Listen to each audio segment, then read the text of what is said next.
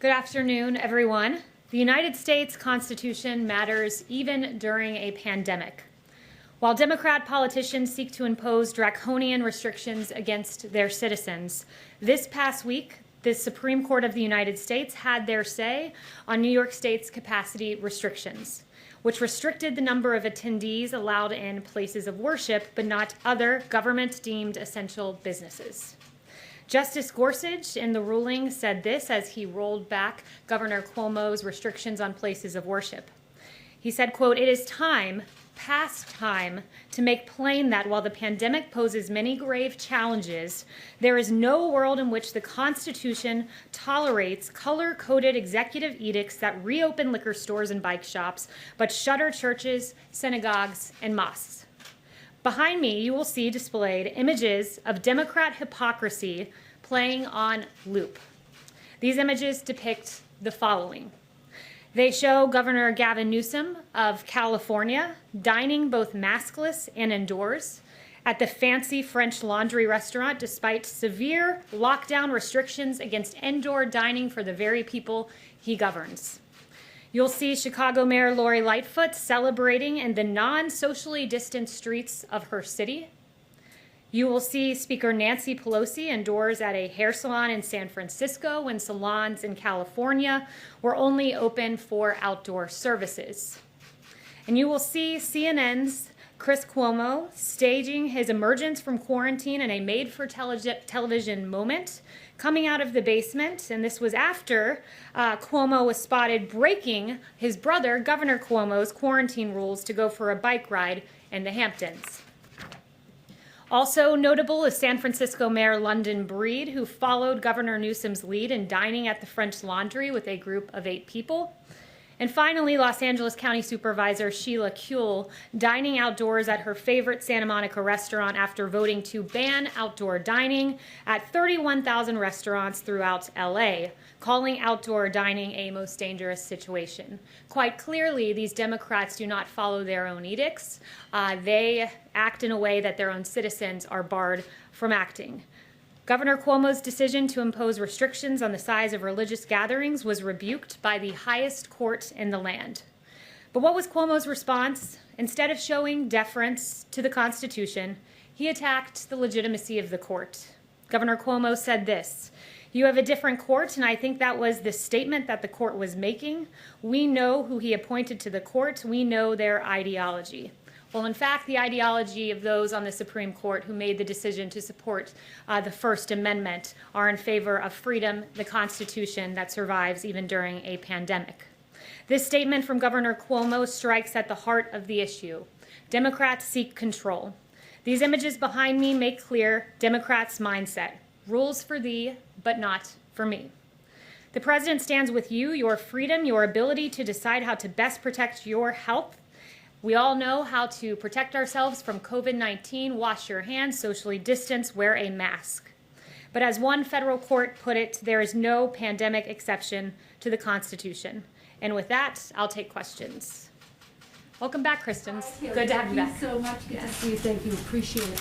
I want to ask you about comments that the Attorney General made to the Associated Press. He said, quote, "To date, we have not seen fraud on a scale that could have affected a different outcome in the election." Given that, why hasn't President Trump conceded?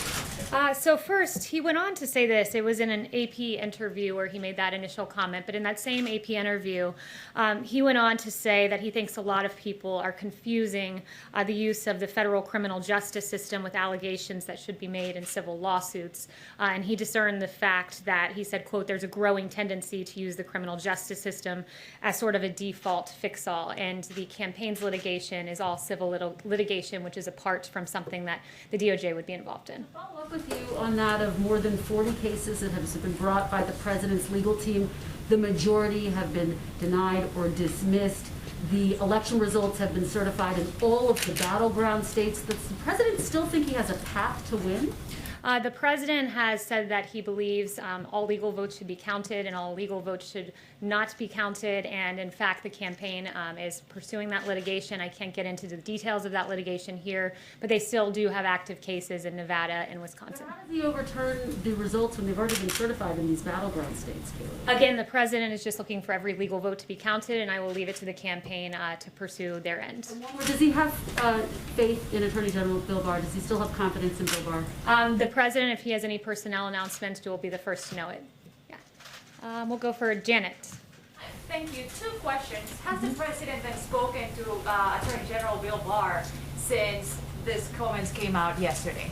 I'm not aware if they've spoken. I know the Attorney General was here yesterday for a pre-planned meeting with the Chief of Staff, and they discussed an array of issues, but I'm not aware if the President has spoken to him directly. Has the President considered any preemptive pardons to any of these kids? Has he talking to Attorney Giuliani about this? I've heard no mention of any pardons in any conversations I've had in the White House other than the pardon of Lieutenant General Michael Flynn, a 3-star general who I've discussed from this podium before, who had his life ruined.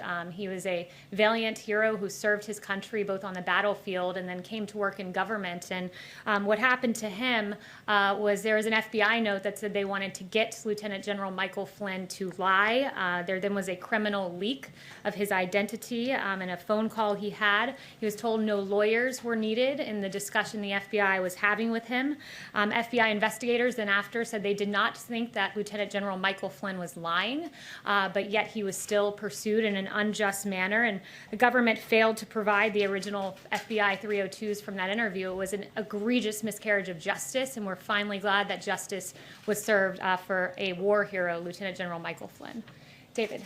Is the president planning to announce his 2024 candidacy in a formal event here at the White House before January 20th or even on January 20th? I've not heard any discussions of that. I'm aware of the reporting, but the president's campaign is currently pursuing active litigation, and that is the focus, at least at the moment. You heard his comments last night. It sounds like he's planning to run again. Do you know if that's a fact? I haven't spoken to him about that again. His campaign is pursuing litigation. I would redirect you to the campaign. Yeah. Yes. Mark Meadows has been meeting with Commissioner Hahn. What is being discussed? And also, did the White House get a heads up that the UK was going to be approving the Pfizer vaccine? I'm not aware of any heads up that we were given, but what I will say about Dr. Hahn is it is par for the course for the Chief of Staff to meet with him as we're trying to save American lives with a vaccine in record time. In fact, 2 vaccines, not only a vaccine in record time.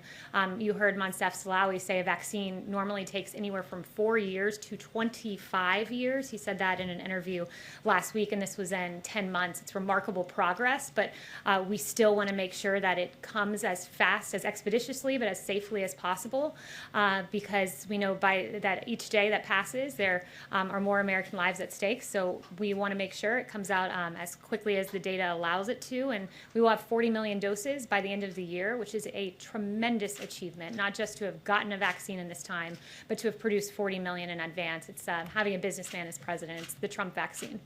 Yes, Justin. Thanks. I had a couple policy things, but first I just wanted to go back to what you said about personnel. Right before the election in a rally, the president suggested that he might fire Dr. Fauci after the vote had happened. And so I was wondering if you could comment on what Dr. Fauci's status is and if you have any. Yeah, I've heard no discussions of that. Dr. Fauci is still hard at work on the task force. And then there were 2 things that the president mentioned as policy goals that would happen before the election that we haven't seen any sort of obvious progress on, so I wanted to check in on those. The first is the $200 Medicare prescription drug card that was supposed to happen before the election. It seems to have sort of vanished, so I was wondering if you could give an update on that. Let me follow up with the Chief of Staff on that. I haven't heard any current discussions about it, but I will follow up with you. He had also promised an immigration order, an executive order on immigration that would protect dreamers. Again, he promised that before the election. Do you have any updates? He put forth many different immigration packages on HB1 visas and others to protect American workers. I will circle back, but there were many iterations of immigration EOs prior to the election. Is that work progressing at this point, or have you sort of thrown in the towel? I think right now the focus is making sure that there is stimulus relief for Americans who are hurting right now. So that is the current active policy priority that we are working on moment by moment, along with COVID. Yes. Yes. Kaylee, as demonstrated by the large red ribbon out around the White House, yesterday was World AIDS Day.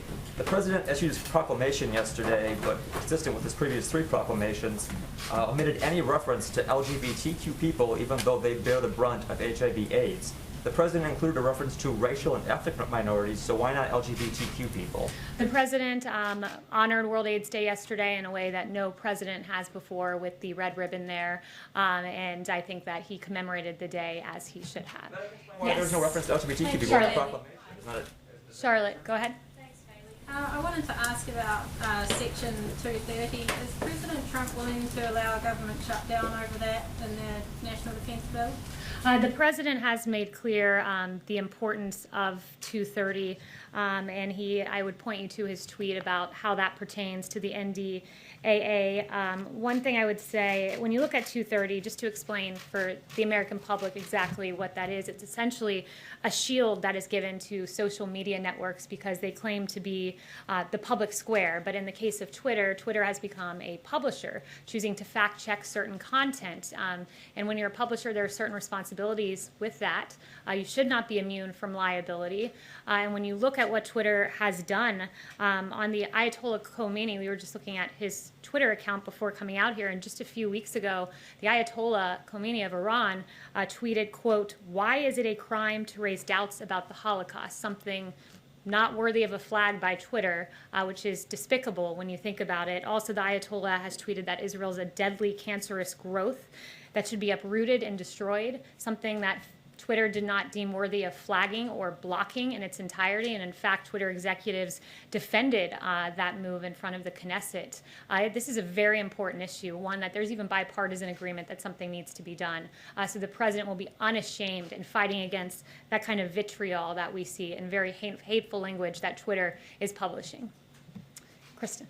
Thank you, Kaylee. Just one more question about Section 230. The Democratic chairman of the House Armed Services Committee, he put out a statement essentially saying that these two things are not related, Section 230 and something as big and important for our national security as the NDAA. So I just want to be clear here, is President Trump seriously considering and talking about vetoing the NDAA over Section 230? Yes, the president is serious about it, and I noted, when you have other world leaders that are making calls for genocide and Twitter not finding that worthy of flagging or blocking. Beyond that, you look at China, who's putting out disinformation. China tweeted out, I believe it was 6 days ago, I think it was November 25th, that COVID-19 did not originate in Wuhan, something that was not deemed worthy of flagging by Twitter. There are real grave concerns here, and the president stands by that.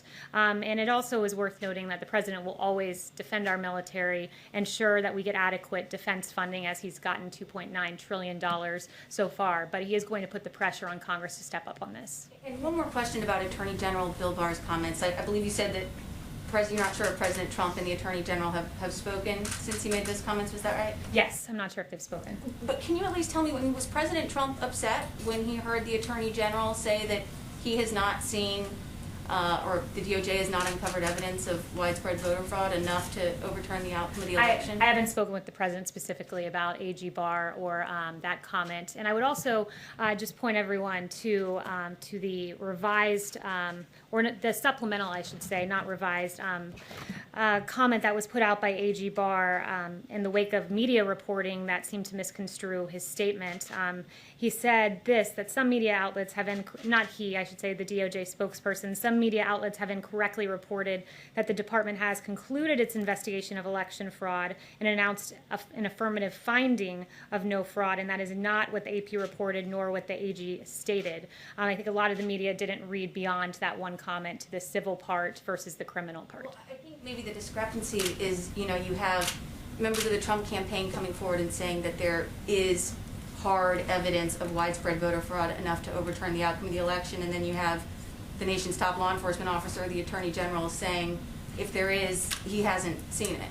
Well, the Attorney General was speaking to what has come before his desk, and again, I'd point you to the campaign for specific questions on this, but I would just say generally they are pursuing civil litigation, which in fact the Attorney General explicitly said some of this is meant more for civil litigation, which is what the campaign is currently pursuing. Kevin. Kaylee, is the president seriously considering skipping the inauguration? I'll leave that to the president to make his announcement. He tweeted something to the effect of he knows what his decision is and he'll make his decision at the right time. Rationale could he possibly have for skipping? I'm not going to speculate on the president's decision. I'll leave that to him to announce it. Just one follow-up.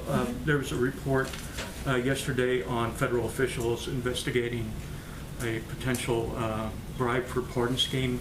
Has anybody at the White House been questioned by federal law enforcement officials regarding potential bribes for a pardon? No, and in fact, a DOJ official said yesterday that no government official was or is currently a subject or target of the investigation disclosed in this filing. Yeah, Andrea. So thanks for taking my question. I wanted to ask about FBI Director Wray.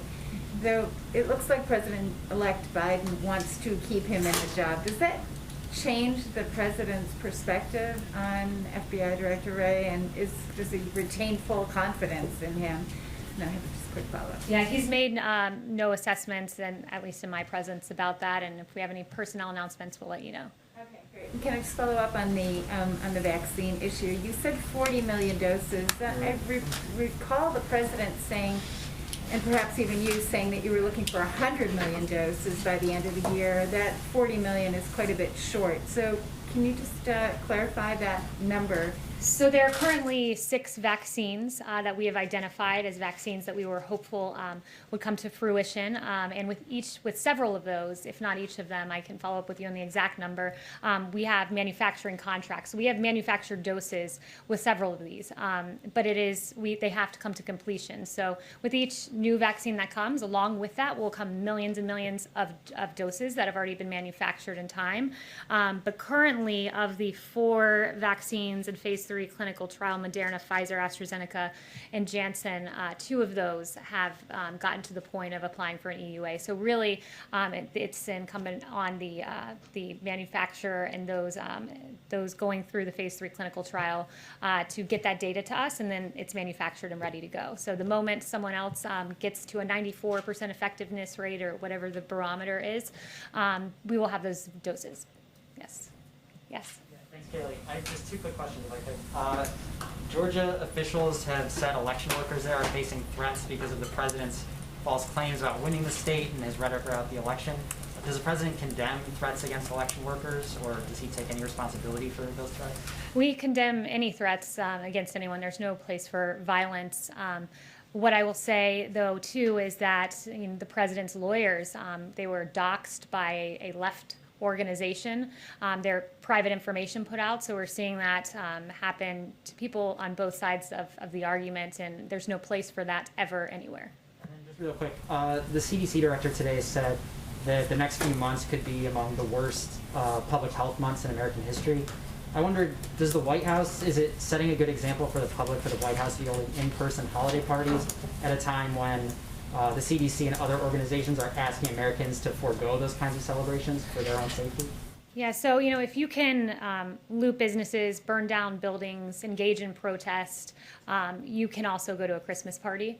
You can celebrate the holiday of Christmas, and you can do it responsibly, which is why the East Wing has noted that they'll have smaller guest lists, masks are going to be available, social distancing is going to be encouraged, hand sanitizing stations, among other measures. But we will engage in the celebration of Christmas, and there will be a Hanukkah celebration as well. Yes. Yes, Meredith. Thanks.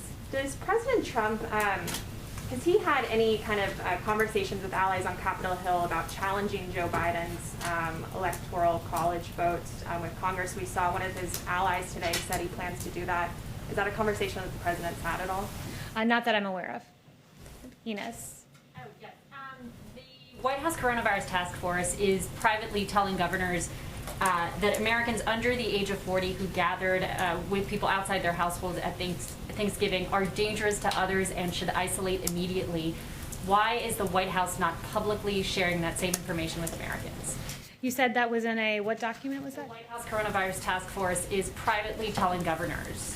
That those Thanksgiving celebrations there's CDC guidance out there as to when you should and should not isolate, so I would point you to that. That's all been publicly available since the beginning of all of this.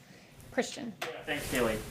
So if some version of the defense authorization makes it to the president's desk with language that terminates Section 230, would he sign it into law, even if there's language in there that renames bases bearing Confederate, names or named after Confederate officials? Yeah, he's said before he's very much against the Warren Amendment, and public polling is with him on that.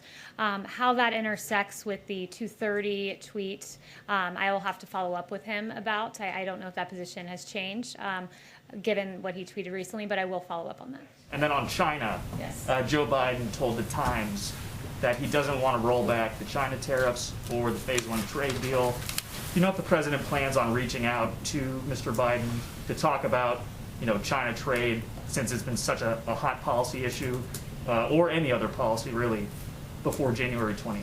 I'm not aware of any plans of that at the moment, but if I do, I'll let you know. Yeah. Meredith. You gave some examples of, lawmakers who've been talking about COVID, but I am curious, where has President Trump been in offering public leadership on this topic of the coronavirus, especially as we've seen cases surge? We haven't seen the president make any sort of public comments or even tweets about this surge in cases. So I'm curious what sort of examples you have.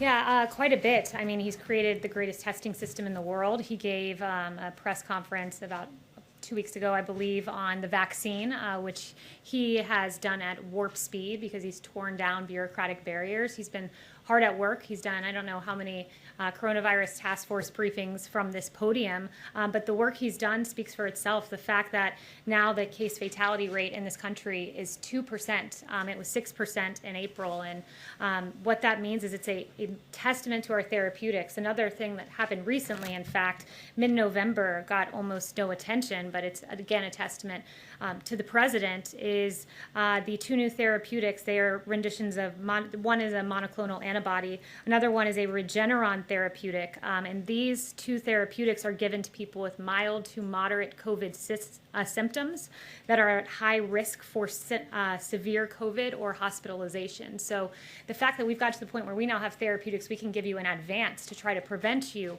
from going to a hospital, and we've sent out 169,000 vials of one and 36,000 vials of another just in a few weeks. He's hard at work at this with the task force behind the scenes. And when we talk about his public leadership, just on COVID generally, I think it's a fitting time, given your question, to note Dr. Fauci now says that we should keep the schools open. He said that this Sunday. This is something the president has said for months. It caused me to go back to July and look at one of my briefing books from July 16th, 2020. And what I found in there was this. The science was always on our side about keeping schools open way back in July. It's being acknowledged now, but in July you had Dr. Redfield saying, unlike flu, kids are not driving the transmission cycle.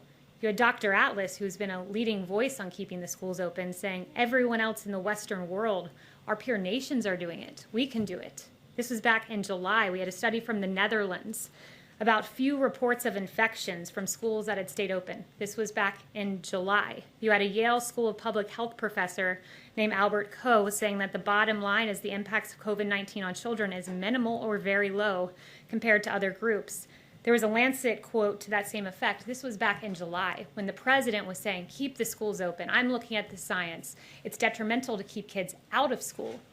But what were Democrats saying? When the president was following the science, here's what Democrats were saying.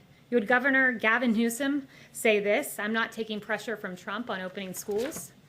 You had Governor Cuomo saying it's not up to the president about opening schools as schools were shut down. You had Mayor de Blasio, who interestingly reversed himself this week, and now kids can go back to school. But back in July, when the science was on our side, he was saying what we won't do is ignore the science and recklessly charge ahead like our president, who was always following the science. You had Jennifer Rubin tweeting that now he wants to kill your kids. I'm not sure how that's responsible reporting. And then you had Anderson Cooper saying that he actually just doesn't care about kids at all, nor the health of their teachers and parents. And you had the American Federation of Teachers and the National Education Association railing against the president as well. The president's followed the science. He's also kept in mind we have a constitution, and he will be unashamed and always advocating for the science and the best interests of the children of this country. Thank you very much.